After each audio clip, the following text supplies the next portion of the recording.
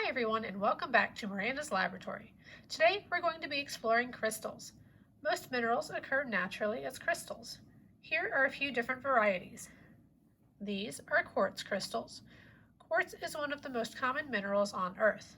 The most pure form will be clear, but sometimes other elements get trapped inside the crystals, making them different colors.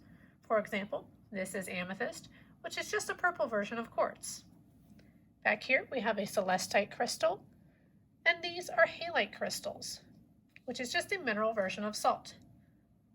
So you can see that crystals come in a variety of shapes and colors. Now that we've learned a bit about crystals, we can make our own.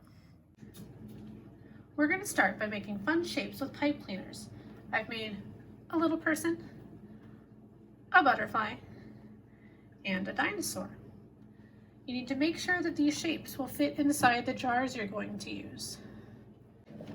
Then, with the help of an adult, we're going to fill each jar with about a cup of boiling water. Then, we'll mix in about 3 tablespoons of borax, 3 tablespoons per jar. Now, you can find this stuff on the laundry detergent aisle at most stores. If you want, you can also add food coloring, but that's optional. We've got colorful pipe cleaners, so we'll have some color anyway. We'll go ahead and put our creations inside. Try to make sure they're standing up if possible to get the best coverage. And you also want to make sure that the whole thing is covered in water. Now we're going to leave this overnight so our crystals can form. So it's been about 24 hours now. We're going to take a look at our crystals.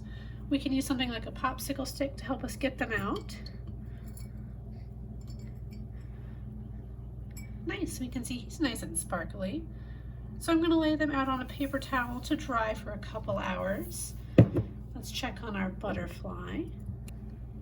Nice and sparkly. And then our dinosaur. Turned out great.